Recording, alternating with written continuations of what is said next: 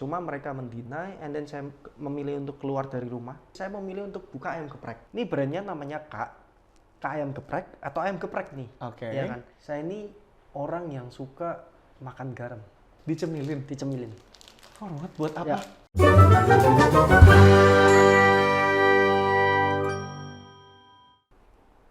Hai, welcome back. I'm Octavianus Philemon and will be your host. Balik lagi di podcast kali ini by Garam Cap Kapal. Dalam tema kapal bongkar muat. Kita akan bongkar hari ini kisah hidup yang mungkin kisah hidup inspiratif buat berbagi ke kawan kapal semua yang menyaksikan hari ini. Semoga cerita-cerita dari narasumber hari ini boleh menginspirasi, boleh memberi semangat baru buat kawan-kawan kapal yang lagi nonton. Nah, siapakah narasumber kali ini? Saya sih udah ketemu beberapa kali ya. Jadi ini bukan kali pertama dan selalu terinspirasi dengan cerita-cerita kehidupan dan semangatnya itu yang nggak pernah berhenti dan itu boleh menular juga ke orang lain. Langsung aja, Ferry Setiawan. Selamat siang. Selamat siang, Philemon. Kayaknya sering ketemu, tapi kalau ketemu tuh pengen kayaknya terakhir kapan gitu ketemu ya? Enggak, actually kita sering, saya sering dibongkar nih udah nih. Ya, saya udah sering dibongkar nih sama Jadi ini Philemon dibongkar muat, sampai Iya. bingung yang mau dibongkar yang mana lagi Nah. gitu. Tapi hari ini pasti ada cerita yang baru. Ada lah, pasti ada. Nggak ketemu seminggu aja pasti punya cerita Ya. baru kan. Ini tapi kan kita udah lama nggak ketemu juga. Betul. Nah, di hari ini kita mau bahasin tentang bagaimana sih perjalanan mulai dari kehidupan, kemudian juga pekerjaan. Kalau Ferry sendiri kayaknya saya juga bingung mau cerita yang mana karena bisnisnya banyak banget ya sekarang ya.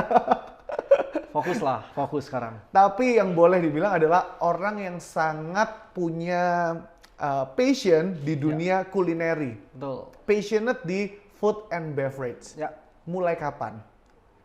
mulai 8 tahun yang lalu lah. Jadi kurang lebih udah 8 tahun saya menggeluti dunia F&B nih. Oke. Gitu. Kenapa? 2014 lah ya kita mulai awal. Jadi saya kuliah 2009, saya asli Solo. Oke. Ya, aslinya Solo, and then saya kuliah di Surabaya 2009. Kurang lebih 4 tahun, 2013 selesai kuliah. Nah, 2014 nih baru mulai nih yang namanya bisnis F&B. Gitu. Dari sekian banyak profesi, kenapa jatuh cinta dengan F&B? Oke, jadi strong why-nya lah ya. Why F&B kan Yes. ya. Why F&B lebih tepatnya gini. Jadi background saya kuliah ini kebetulan manajemen perhotelan. Ya, di salah satu universitas swasta di Surabaya. Nah, kenapa kok saya ambil F&B dan juga kenapa kok saya ini juga kuliah di perhotelan? Salah satunya adalah benang merahnya saya ini punya hati ingin melayani sebenarnya. Oke. Dan saya ini orangnya suka bertemu dengan orang juga. Hospitality, that's Yes. why hospitality. Ya. Oke. Jadi, saya berpikir ketika kuliah apa ya yang cocok ya, yang setiap hari bisa ketemu orang, yang bisa bersosialisasi. Pun ketika bekerja pun juga apa yang bisa pekerjaan apa yang bisa saya ini ketemu orang setiap harinya. Oke. Nah, saya berpikir wah ini kayaknya F&B cocok nih, karena kan kita ini bertemu sama customer yang mungkin kita nggak kenal awalnya, Oke. and then jadi kenal, and then mungkin bisa jadi partner in the next business mungkin, ya kan. Jadi dari yang nggak kenal ini kan kita approach-nya kan simple ya sebenarnya. Gimana nih makanannya, ada masukan apa ini, ya kan.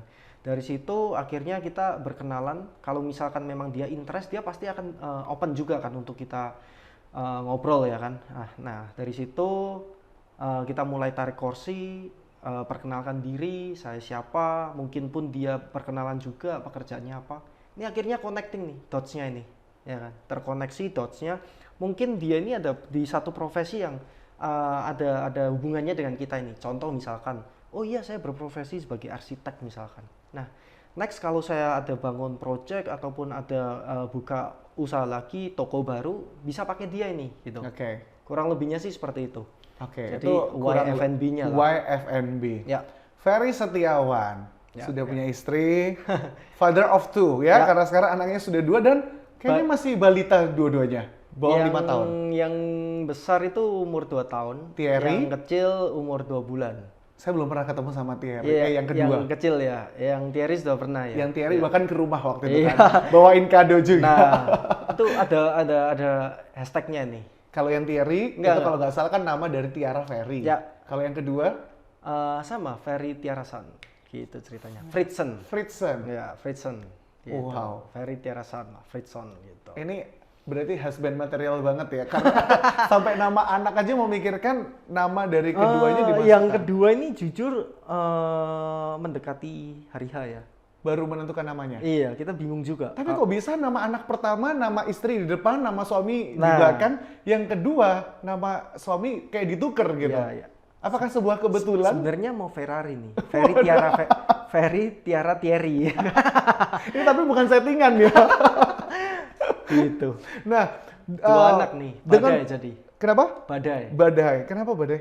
Bapak dua anak aduhai. Oh, waduh, belakangnya harus ada aduhai ya. Yoi. Tapi yang bikin aduhai karena dengan sebagai suami, sebagai ayah tentunya ya, sebagai ayah untuk kedua anak dan dengan bisnis yang harus ditekuni yang saya yakin tiap hari otaknya nggak bisa berhenti untuk mikirkan bisnis. Bahkan bukan hanya otak, kadang fisiknya juga harus gerak ya, karena store-nya juga sudah banyak. Bagaimana cara untuk bisa punya kehidupan yang balance, seimbang antara pekerjaan dengan keluarga? Karena kalau dilihat orang yang follow Ferry Setiawan pasti tahu bahwa kehidupannya antara pekerjaan dan keluarga sangat seimbang. Karena setiap hari muncul kalau nggak istri, anak, kerjaan. Itu aja di repeat terus. Sebenarnya saya ini ada di usia yang produktif ya, bisa dibilang ya. Kalau misalkan setiap hari keluar rumah pun juga iya. Kalau boleh tahu berapa? 30-an? 30 something? 31. 31. Oke. Ya. Masih seger banget ya 30-nya ya, 31. Oke. Kita ini kan lagi di usia yang produktif, yang mana di usia produktif pun juga sudah berkeluarga dan punya 2 anak ya. Sebenarnya motivasi saya bekerja pun salah satunya juga keluarga tentunya ya kan. Selain juga keluarga, selain juga karena menurut saya kesuksesan tuh bukan untuk materi saja, tapi gimana kita bisa menjadi dampak lah bagi sekitar kita. Selain keluarga juga ya orang-orang yang mengikuti saya, dalam artian orang-orang yang berada di dalam company saya, ya kan. Saya tidak hanya memikirkan satu keluarga, satu kakak saya, tapi saya memikirkan semua kakak yang ada di dalam company saya. Belum lagi kalau kita ngomong cabang juga. Nah, dari sini kalau misalkan kita fokusnya keluarga, tentunya iya, karena kan apa yang kita perlu kita bahagiakan lagi selain keluarga ya kan. Betul.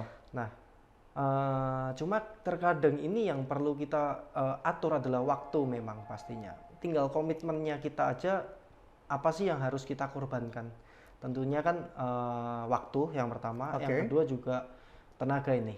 Ya kan? Dan pikiran Dan ya? pikiran tentunya ya kan. Jadi apa yang bisa saya lakukan, ya tentunya pembagian waktu ini harus benar-benar kita bisa komit lah. Kalau misalkan memang Sabtu Minggu untuk keluarga, ya udah untuk keluarga ini. Walaupun kenyataannya enggak. Tetap aja sambil disampingkan kerjaan ya. Gitu. Dan juga tadi saya bilang ada pengorbanan waktu dan pikiran, itu pun juga saya ini kan suka olahraga ya. Saya tipikal orang yang komitmen dan juga saya suka olahraga, dan akhirnya menyebabkan gimana caranya saya bisa bagi waktu 24 jam saya. Contoh nih, misalkan waktu dulu saya magang, saya pun juga harus atur waktu olahraga dan juga magang ya waktu itu ya, kerja di hotel waktu itu di Bali, di Nusa Dua. Kalau saya dapat shift nih jam 8 pagi nih, jam 8 pagi dapat shift sampai split nih, katakan split. Jadi udah nggak ada waktu untuk kita olahraga di hari itu. Saya emang nggak mau bangun jam 5 pagi dan jam 6-nya ini olahraga. Saya cari tempat gym yang emang bukannya jam 6. Jadi saya jam 6 olahraga, 45 menit, 1 jam maksimal udah harus kelar. Jam 8 udah di tempat kerja nih. Nah itu seperti halnya saya lakukan sekarang ini juga. Saya keluar rumah itu udah pagi hari, saya olahraga maksimal sampai jam 9, karena setelah itu juga harus kerja. Nah and then sore itu udah harus pulang nih. Pulang udah harus gimana saya bermain dengan kedua anak saya sekarang ini ya kan. Dan juga ketika minggu memang waktu yang saya dedikasikan untuk keluarga. Gitu sih. Wow. Time management yang sedemikian rupa. Yang membuat juga akhirnya bisa membuat skala prioritasnya juga jadi lebih maksimal semuanya. Deep talk tentang KAG. Itu sejak 2014 berarti ya? 8 tahun lalu, betul. 8 tahun yang lalu. Kalau orang yang udah lama follow di Instagram juga pasti sudah tahu perjalanannya bagaimana hanya dari sebuah gerobak yang kecil, tempat yang hanya sewa, modal 5 juta. Modal hanya 5 juta rupiah, hingga sekarang punya berapa store? Kurang lebihnya kita 20-an ya. 20 Ya. tersebar di seluruh Indonesia, ada di 15 beberapa kota. 15 kota. Ya, actually ada 30-an tapi ya pandemi hit us. Yes. Ya, and then ya kita akui emang kita 2 tahun ini ada jatuh. Yes. Ya, banyak toko yang tutup juga. Ya, that's why 2022 saya buka satu toko yang kita facelift, bisa dibilang kayak rebranding dari KM Geprek menjadi KAG. Dan di 2021 pun juga saya ada satu konflik besar juga. Actually nggak besar karena kita udah lewatin itu dan udah selesaiin. Saya split dengan partner saya. Karena ada emang perbedaan visi dan cara kerja juga. But di luar kita again masih teman. Ya. Karena start awal dari teman. Ya. Kita Iya kan? start out dari teman dan kita selesaiin. Kecuali dari awal strangers gitu ya. Nah, hanya untuk bisnis, habis itu betul. bye-bye. Betul. Kayak yang Raisa bilang kan, Nah. kita nggak pernah berteman. Jadi Oke. udah kelar semua. Di 2022 pun hashtag yang saya angkat campaign-nya adalah Don't give up, biar saya yang menjawab. Betul. Karena branding itu tertanam dalam Ya. benak setiap orang, salah satunya saya. Ya. Don't give up. Tapi 15 itu matters daripada 0. Ya. Gimana bisa mempertahankan 15 di tengah pandemi yang semua orang bilang itu susah? 2 Oke, tahun. ya. Dari 30 ya? Ya. Menjadi 15 berarti 15, it means 20-an. setengah dong, setengah store ya. harus tutup. Setengah, karena emang kita ngomong yang di Jakarta ya, itu semuanya kita sekali buka langsung 12 titik. Ya, semuanya online. Ya, Boleh disebutin dong beberapa kota-kota yang Surabaya pasti, dari Bali pertama ya, kalau nggak- Surabaya, Bali salah satunya yang tutup karena berarti di Bali sudah tidak ada sekarang. sudah tidak ada. Oke. Surabaya, Bali, Sidoarjo? Solo, Sidoarjo, Kediri, Makassar, Mojokerto, Pare, Madiun, Malang, Samarinda, Labuan Bajo, mana lagi ya? Jakarta. Aduh, mana lagi ya? Dan 2 yang lain yang tidak kesebut Ya. nanti kalau Ya, nanti ingat. kalau ingat. Karena 15 men, Aduh, mana lagi ya ya? kan? Ya, kebanyakan sih emang di Jawa Timur sih. Jawa Timur. Kebanyakan Jawa Timur. Makassar tadi sudah saya sebut ya. Makassar, Mojokerto, ya itu. 15 yang masih bertahan. Dulu namanya adalah Kak Ayam Geprek. Ya, Sekarang menjadi KAG. KAG. Semuanya sama rata menjadi KAG. Ya, semuanya KAG. Why? Kenapa menjadi KAG? Dan itu baru di rebranding di tahun 2021 kalau saya tidak salah. Ya, It means tahun lalu. Ya. Baru-baru aja. Setelah perjalanan 7 tahun berarti ya. Ya. Kenapa? Why dari Kak Ayam Geprek Oke. menjadi KAG? Meskipun itu singkatannya sih ya. Kalau Ya. orang notice, oke ini hanya disingkat aja gitu. ya. Actually bukan singkatan sih ya. Nomor KM Geprek sih sebenarnya. Kita bener-bener kayak pingin move on aja dan juga ini privilege nih. Saya belum pernah ngobrol di podcast manapun baru Hanya di sini. di Iya. kapal hari Betul. ini untuk kawan kapal. Boleh diceritakan, silakan Nah, Ferry. jadi nama KM Geprek sendiri itu terjadi begitu cepat dulunya. KM Geprek di sini adalah filosofinya itu kakak ya. Kakak dalam artian panggilan secara universal. Jadi kita pinginnya itu dekat, energik, hangat dengan customer kita. Jadi itu alasan Kak. Ya, Kenapa jadi bukan kayak, D? Kak ayamnya kayak satu gitu. dong. Ya.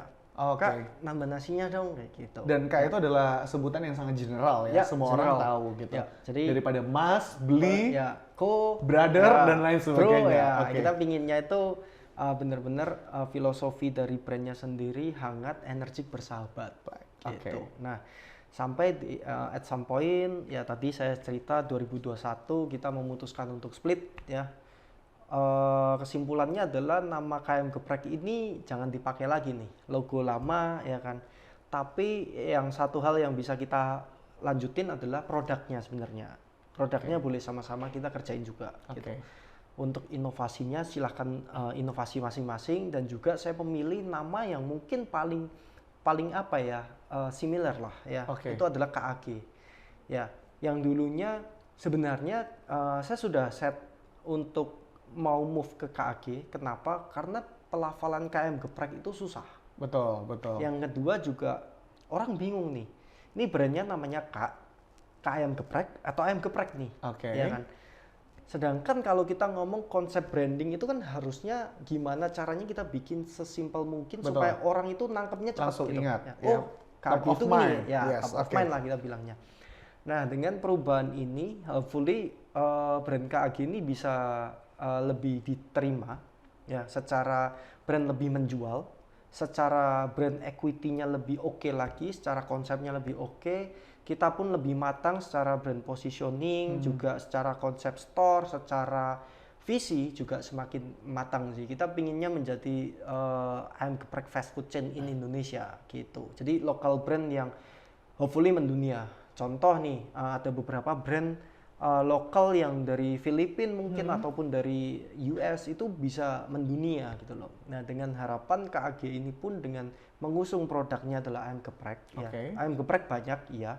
Tapi most of them itu nggak peduli dengan value. Karena mereka selalu larinya ke apa? Price war nih. Saya jual ayam geprek ya. Katakan Filemon pun juga bisa bikin kan ayam geprek. Betul. Ya kan?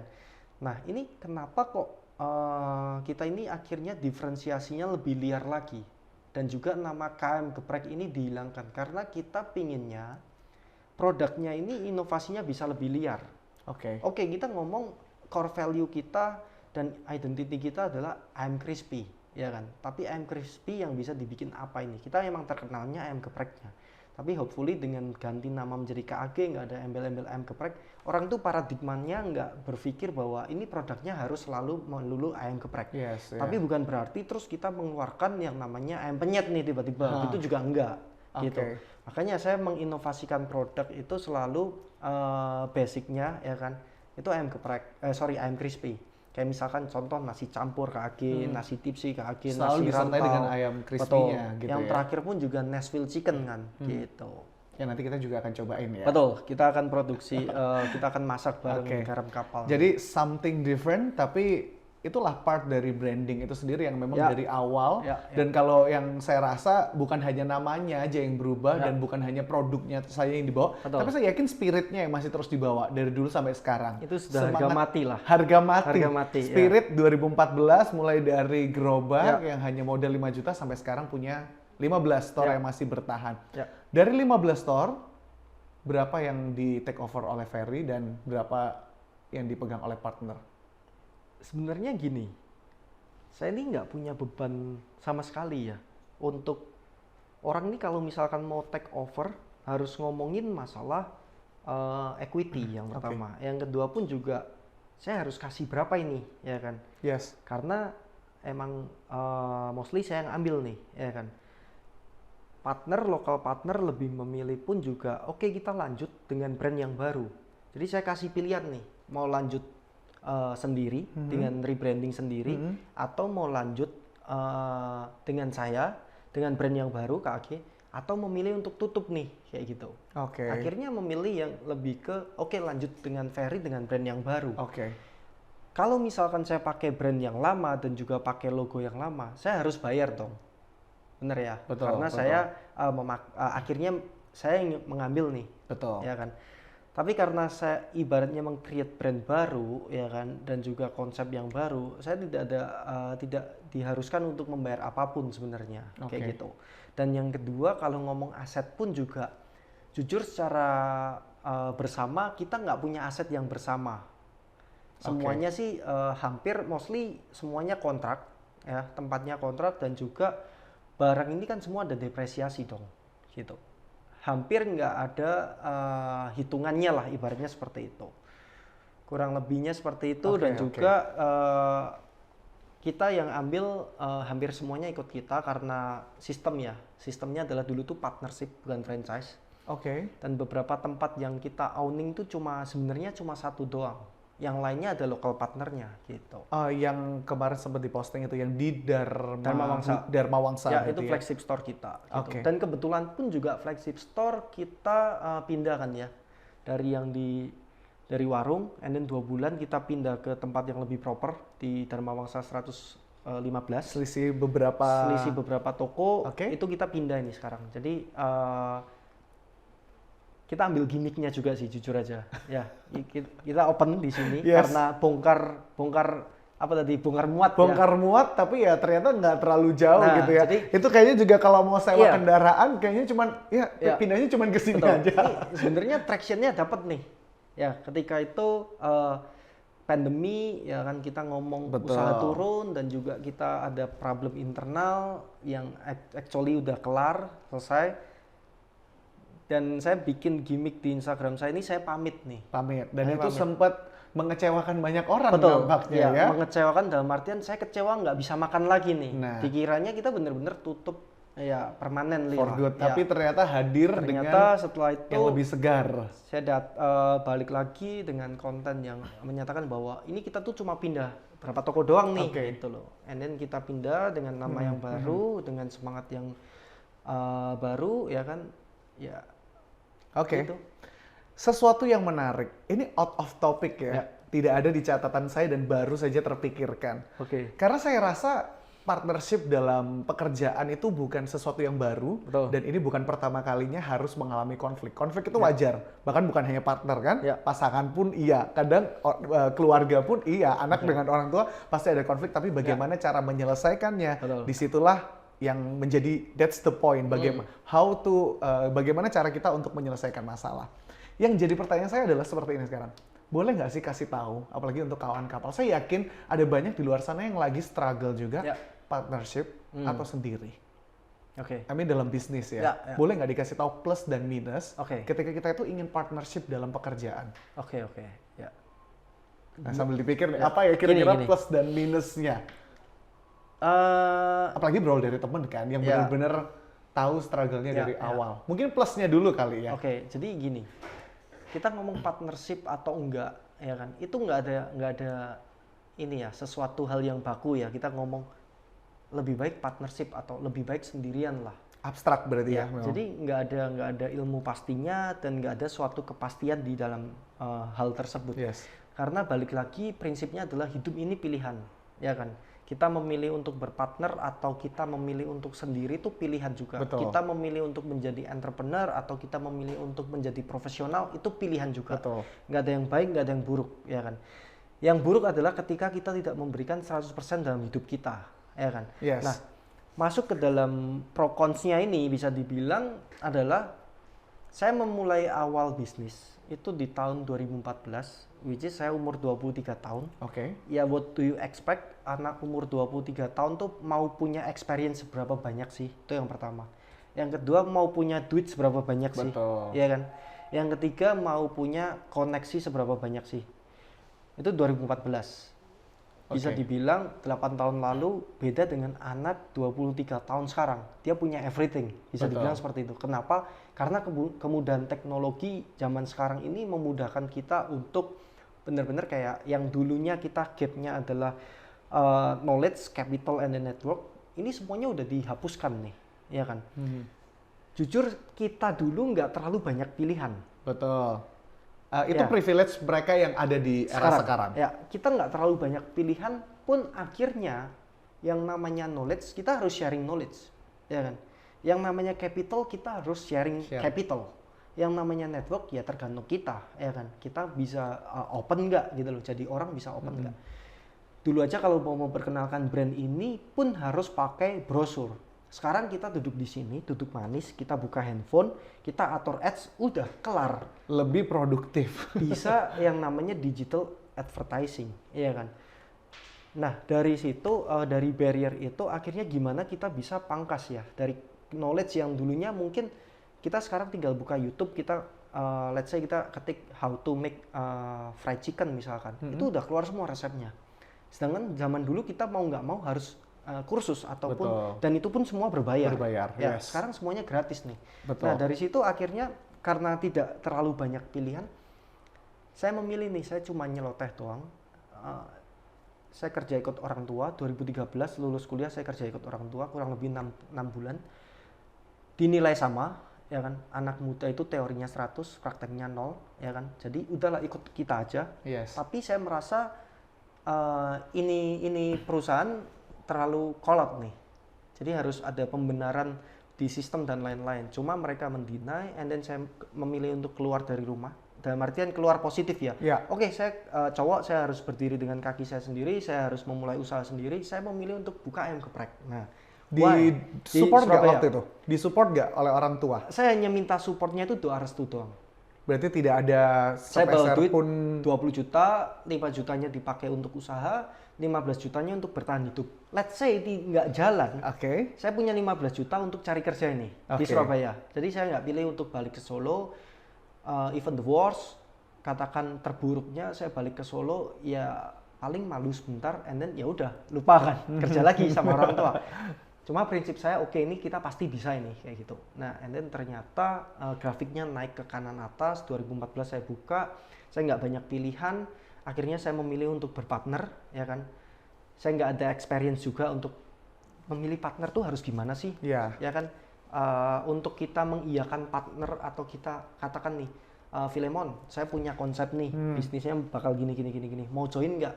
Untuk saya harus pitching, katakan ajak Filemon untuk in di bisnis ini atau enggak, tuh pun saya harus mengerti nih Filemon orangnya gimana, Betul.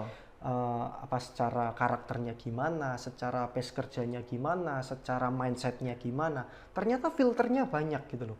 Sedangkan ketika saya umur 23, Belum kepikiran hal itu karena belum ada nggak pengalaman experience, itu. akhirnya cuma mau nggak, mau, ayo, udah gitu doang, ya kan. And then jalan, ya udah, yang namanya jalan, ya sama seperti pernikahan, ya kan. Kita udah memilih untuk berjalan bersama, ya ego kita masing-masing Betul. yang kita turunkan, gitu. Ya pro-nya adalah ketika saya punya skill set, katakan frontliner, Filemon punya skill set di back end-nya, Oke. kita sama-sama saling support nih. Ya, pegang Nggak- perannya Betul, masing-masing. nggak saling overlap. Nah, ini akan terjadi masalah ketika ada ketimpangan. Nah, ketimpangan antara skill set yang dimiliki oleh partner. Ngapain kita berpartner kalau bisa dibilang hampir semuanya saya punya skill set itu, Oke, gitu loh. bisa ya kan? dikerjakan sendiri Betul. akhirnya Jadi, ya. sebelum kita berpartner tuh ketahui kekurangan kita sendiri nih. Kita ini kurang di mana? Kita butuh apa sih? Kayak gitu. Kita butuh support di bagian mana? Katakan saya kurang di katakan saya kurang di bagian produksi nih. Saya harus cari partner yang emang dia kuatnya di situ. Udah. Oke. Kita percayain aja di situ. Bagian produksi ini kamu ya kan. Tapi bagian ini saya ya yang handle. Kita akhirnya nggak saling overlap kayak gitu. Jadi Itu tadi ya. ya, pro-nya kita akan bergerak lebih enteng pastinya, lebih ringan dan lebih cepat lagi karena kita nggak kerjain sendirian, ya kan.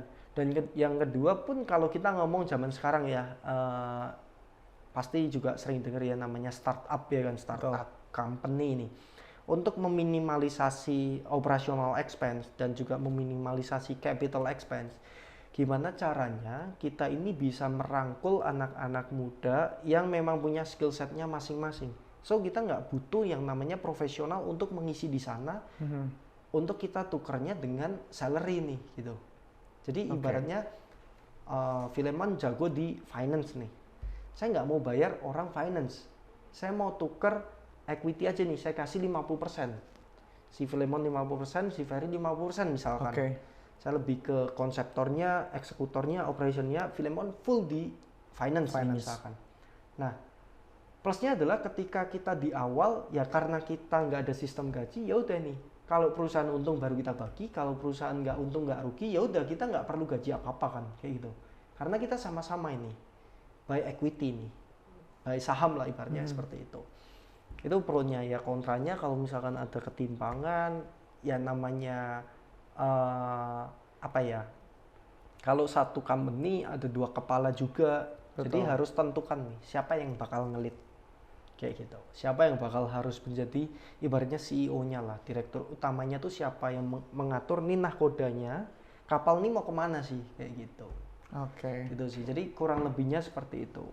Ya, itulah yang menyebabkan kenapa tadi dibilang bahwa mencari partner itu ya sama seperti menikah ya. Betul. Jadi bagaimana supaya bisa mengisi apa yang kurang. Ya. Jadi tadi kita ngomongin tentang bagaimana pekerjaan, bagaimana tentang bisnis. Tapi satu hal yang ingin saya tanyakan, gimana peran seorang istri dalam everything, semuanya, peran seorang istri. Dan saya kebetulan juga kenal dengan Tiara, gitu. Dan saya tahu seperti apa. Karena selama ini juga saya follow keduanya di Instagram. Bagaimana peran Tiara untuk Ferry? Ya, sebenarnya gini ya, Tiara ini kan di bawah saya 4 tahun ya. 4 tahun, oke. 4 tahun ya. Jadi saya 31, Tiara barusan ulang tahun kemarin, 27 umurnya. Saya pacaran udah mulai dari saya umur 28 mungkin ya, 4 tahun yang sama lah, saya 2015 saya udah mulai pacaran dengan Tiara. Banyak hal yang dia berubah juga.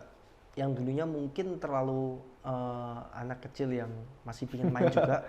Jadi saya tuh dulu hampir bisa dibilang ketika saya mau bangun ini brand, saya mau bangun ini usaha bisnisnya, dia ini sebagai pihak yang mungkin karena merasa saya ini nggak terlalu banyak waktu juga sama dia, ya kan.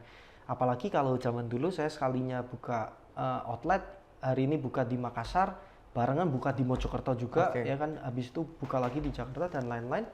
Akhirnya dia merasa kayak yang nggak ada waktu gitu loh. Sedangkan kan dia masih anak kuliahan yang ya kalau melihat temennya pacaran tuh ya pacaran propernya seperti itu. Sedangkan dia pacaran dengan anak yang lebih tua, yang 4 tahun, yang dia lagi merintis karir bisnisnya ini kayak gitu. Nah tapi seiring berjalannya waktu dengan pengertian dan lain-lain, akhirnya dia pun juga mulai sadar nih, oh ternyata seperti itu. Seorang Ferry pun juga bekerja keras ya untuk ini juga gitu loh, ya kan. Jadi bisa dibilang dia punya banyak perubahan juga.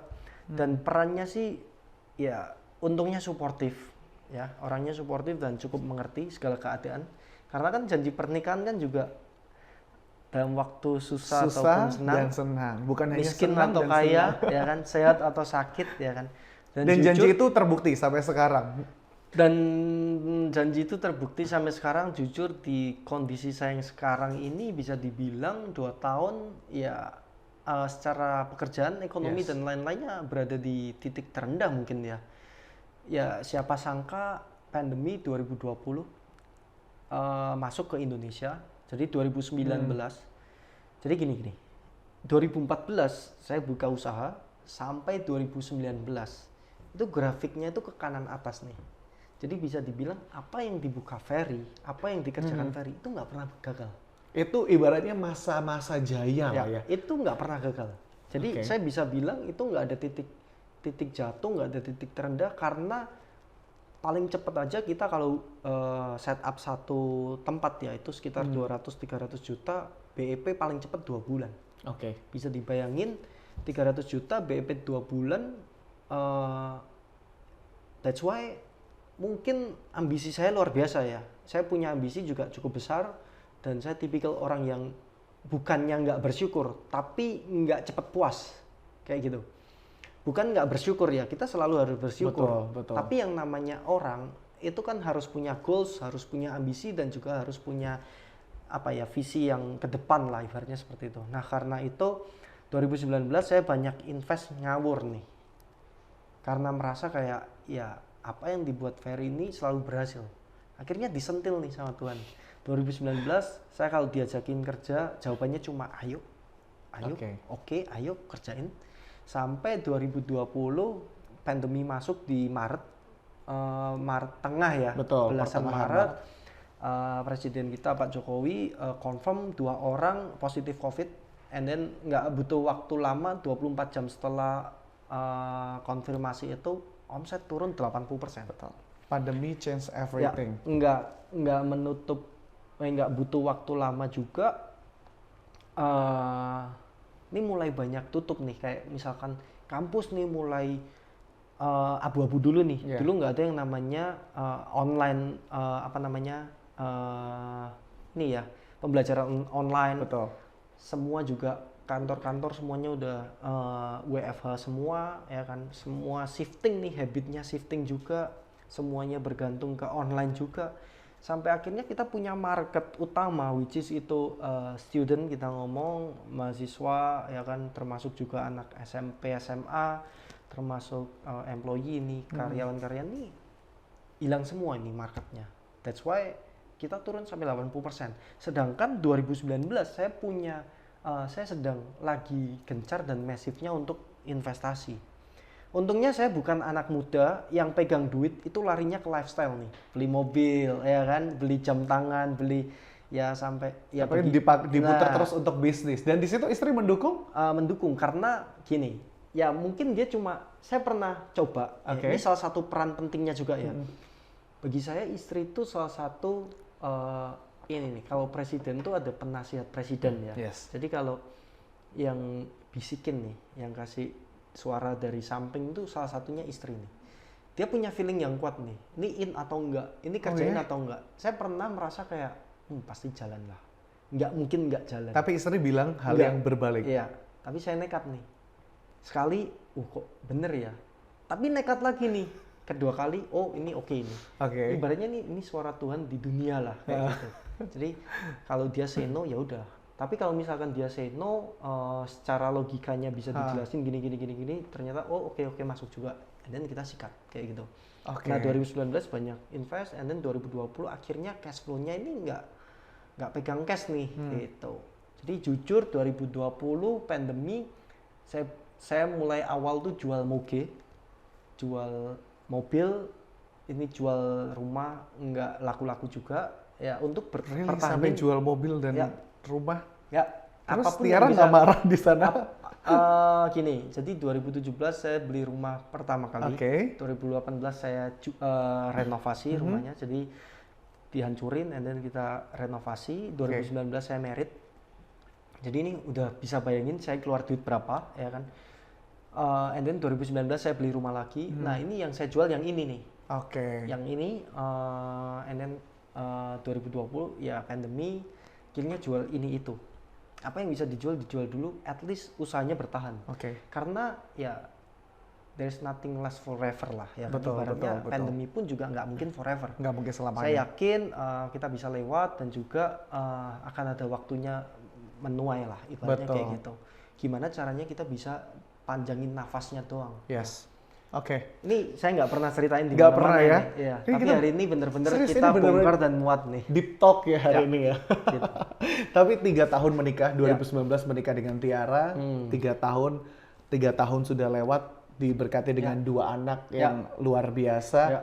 Ya, Dan itu saya tuh. yakin tantangannya banyak. Ya banyak orang bilang anak bawa rezekinya masing-masing ya. Ha. Jadi 2020, Jangan dijawab dulu, ini padahal menjadi Oh, pertanyaan oke. saya, tapi langsung dijawab ternyata. Oke.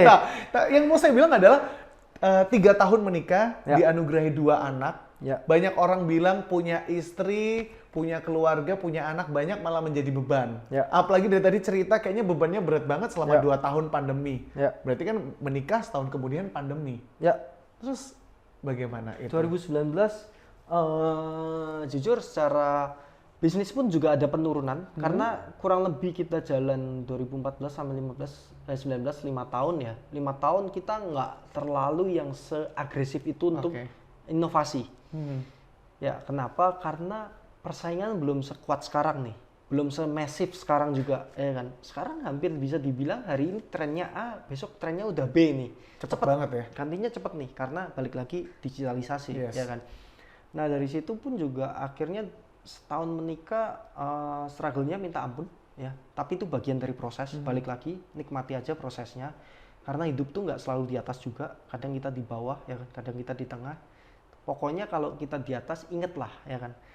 Kalau kita di bawah pun juga inget lah, kayak gitu. Iya, kita akan ada di atas. Ya, betul. Nah, dari situ saya bernasar nih bahwa saya ini ketika di posisi sekarang ini dapat orderan aja yang mungkin ya ada WA masuk atau ada telepon masuk, mau pesan nasi kotak 10 gitu aja.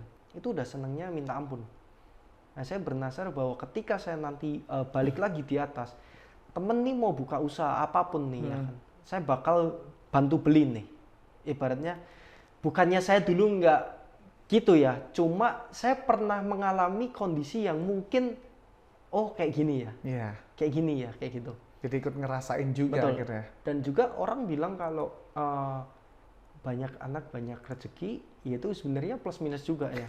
Minusnya ketika anak ini Harus rasain dulu deh Ya. gimana punya banyak anak baru bisa ngerasain experience itu. Tapi bener nggak banyak anak banyak rezeki? Atau malah banyak Gini, beban? bukan banyak rezeki ya, tapi kayak Selalu ada aja tercukupi. lah.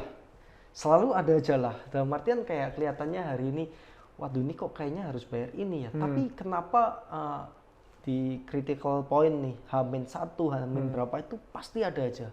Pasti ada aja kayak gitu. Dan juga bisa dibilang 2020, 2021 ini Ferry secara ekonomi turunnya luar biasa. Yes. Ya. Ya jujur saya pegang duit 1M pertama saya itu di umur 26 tahun. Oke. Di umur 26 tahun saya bisa hit ibaratnya 1M pertama saya, ya kan. And then sekarang saya bisa dibilang ya pegang duit nggak terlalu banyak gitu loh. Hampir kurang-kurang malah justru. Sedangkan anak 2 ini. Kalau kita menikah punya anak tuh udah kayak meteran tuh listrik jalan terus nih. Iya, Ya betul. kan? Apalagi 1-2 tahun awal. Vaksin hampir setiap bulan. Sekali vaksin juga nilainya lumayan. Apalagi sekarang sekalinya vaksin 2 anak, ya kan. Kebutuhannya semakin banyak ya. Belum lagi yang namanya pampers, susu dan lain-lain. Untung kita ini paksain ASI sampai 1 tahunan. Itu lumayan. Tapi setahu saya Tiara itu adalah tipikal orang yang tidak bisa diam. Dia selalu ingin bekerja, bergerak. Enggak juga sih Enggak juga? sebenarnya. Dia orang tipikal orang-orang bulan Maret ini orang yang suka di rumah sebenarnya. Oh really? Iya, tapi Apalagi karena sekarang semenjak punya anak berarti di rumah terus. enggak juga. Semenjak kondisi kayak gini mau nggak mau kita pun juga gimana kita harus bergerak juga Iya. kan. And then dia bikin yang namanya yaitu saya ada di kontak teman, mau nggak nih ada satu peluang bisnis namanya yaitu kita create namanya SCR ini. SCR, oke. Jadi satu peluang bisnis kita mau create cookware, local cookware, Oke. ya kan. Dan saya bilang ini menarik, tapi saya nggak ada waktu. Saya harus fokus dengan KAG. KAG nih. Gimana kalau Tiara yang jalanin? Oke. Tapi saya sebagai ibaratnya di sana bisa sebagai advisory lah, ibaratnya kayak gitu. Jadi Tiara yang lebih handle lah untuk branding marketingnya juga. Saya di sana sebagai komisaris, tapi partner sebagai direkturnya. Kayak gitu. Ya operation semuanya by partner. And then setelah itu jalan dapat berkat lagi itu Tiara dikontak salah satu tempat kalisthenik di Surabaya. Ini Yes. boleh sebut brand ya? Atau nggak boleh ya? Kita sebut salah satu lah Ya, ya kan? oke. Itu akhirnya bikin kalisthenik untuk khusus anak kecil nih. Oke. Jadi benar-benar untuk anak yang di bawah anak 5 tahun sampai ya 3 tahun pun masih bisa juga ya 3 sampai 6 sampai 7 lah yang memang pada saat pandemi sekolah libur ya Yes. kan. Tapi kan namanya anak nih produktif juga Betul, harus bergerak betul, ya. Betul. Nah, akhirnya pun juga calisthenics salah satu yang dibuka Tiara untuk khusus anak ini untuk bantu anak ini motorik nih, supaya nggak cuma bengong doang di rumah kayak Oke, gitu. berarti gimnastik khusus untuk anak-anak Ya, begitu ya. karena sebelumnya pun juga si Tiara ini juga dia certified coach untuk kayak ibaratnya ekstrakurikuler ini ya. SD sama TK di Surabaya kayak gitu. Jadi emang dari awal emang suka Ya. sama anak-anak berarti Suka ya. sama anak-anak dan dia suka ketemu anak kecil. Itu yang membuat Ferry Tapi- jatuh cinta dengan Tiara Nah, salah satunya. Salah satunya. Iya. Tapi dia memutuskan untuk oke lah maksimal 2 anak aja lah kayak gitu. Oke, berarti udah hanya 2 aja ini. Kemarin yang dipancing-pancing di Instagram berarti hanya nggak mau dia. Nah itu jadi ya disyukurin aja ternyata selalu dicukupkan lah. Yes. Selalu dicukupkan gitu. Berarti sekarang terbongkar lagi bukan cuman Ferry yang sibuk Ya. sebagai suami dan sebagai seorang ayah, Ya. tapi ternyata Tiara sebagai istri dan Ya. sebagai ibu itu juga punya kesibukan yang luar biasa. Betul ya kita bagi waktu sih. Jujur agak Gimana cara kesusahan. bagi waktunya? Nah, itu apalagi susah kan? Sebenarnya anak yang pertama pun lebih fleksibel ya karena udah 2 tahun bisa diajak pergi juga jadi nggak terlalu ngerepotkan. Yang bikin susah itu yang masih kecil nih apalagi kondisi Umur berapa sekarang? 2 bulan OTW 3 Fritzson, bulan ya masih belum bisa pakai masker juga. Yang kecil mah pakai masker terus tuh bisa. Cuma yang kecil ini kan masih susah ya, masih harus ibaratnya ASI dan juga harus pakai masker dan lain-lain itu kan akhirnya yang bikin kita susah gitu. Ya akhirnya kalau misalkan kita sama-sama lagi di luar, ini titip mertua nih. Kebetulan kan mertua di Surabaya. Iya. Gitu. Dan gak pernah keberatan untuk hal itu juga ya. Ya siapa sih yang keberatan dititipin anak kecil kan? Ibaratnya kan gitu, ya kan? Ibaratnya ya mau gimana pun juga itu cucuknya dia juga dan juga anaknya kita kan, ibaratnya kayak gitu. Ya, tapi saya bisa melihat hati seorang ayah dan ibu yang tidak pernah mau lepas dari anaknya. Saya tahu beberapa kali Ferry dan Tiara pun sekalipun harus bersama-sama harus kontrol pekerjaan keluar Ya. kota.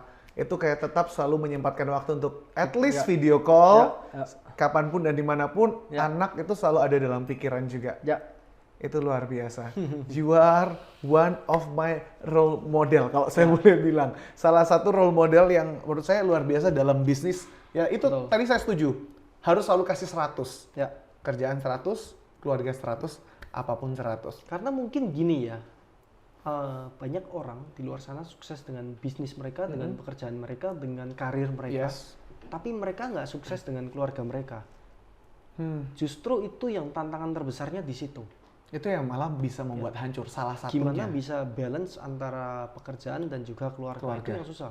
Ada yang sukses juga di keluarga, tapi di bisnisnya juga akhirnya struggle juga. Jadi that's why menurut saya benar-benar harus balance lah.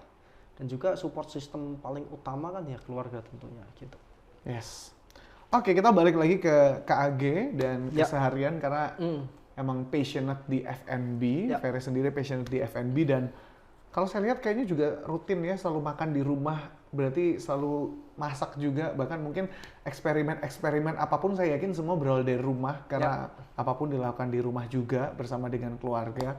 Kalau boleh tahu, gimana selama ini experience menggunakan garam cap kapal? Ya. Apakah di beberapa menu-menu atau Ya. produk-produknya itu juga menggunakan Mungkin kapal? sebelum jauh dari itu, saya klarifikasi dulu bahwa saya ini orang yang suka makan garam tanpa diapa-apain. Jadi kayak ini ya, comot gini ya, kita buka gini. Udah langsung makan gitu dong. Serius? Serius, Dicemilin? dicemilin.